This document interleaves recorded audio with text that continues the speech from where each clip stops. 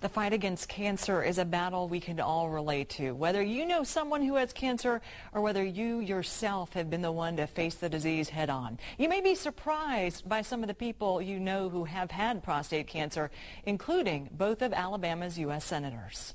Oh, it was a surprise. Yes, it was. And you ask yourself, how did this happen to me? And, you know, what do I need to do? Well, about 16 years ago, I was diagnosed with prostate cancer. I had surgery. I'm alive. And I would tell every man that's 40 years old to have a PSA test.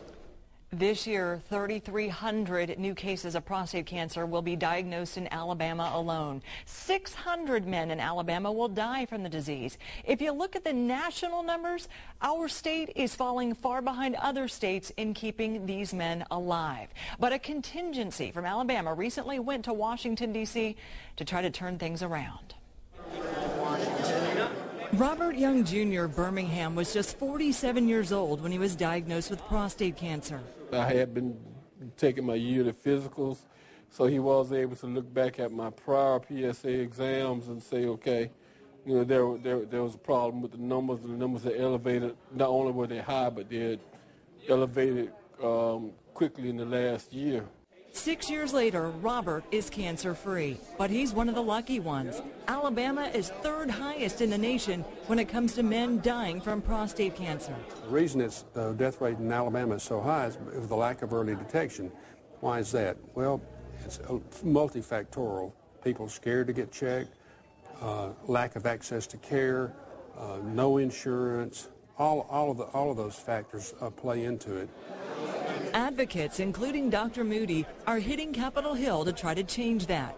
It's an easy sell for Senator Sessions, who was diagnosed with prostate cancer 10 years ago and sponsored this year's bill to make September Prostate Cancer Awareness Month. I think Alabama's behind where we should be. We need to have more men being tested, particularly over 50 years of age.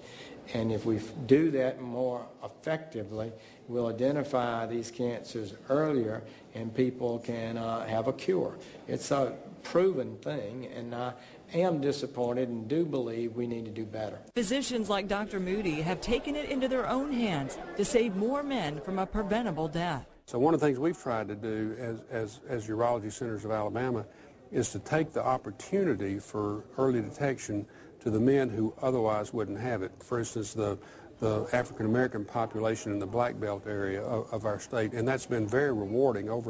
Since 2006, we've screened over 2,000 men. And survivors like Robert are doing what they can to get the word out and change the way Alabama men think about their health. It's a mentality thing. It's an awareness thing. It's an idea that that prostate cancer is not going to take away your manhood, that you just need to be checked and treated. The treatment and the diagnosis are not anything that's going to kill you. It doesn't take away who you are, but it just helps keep you alive.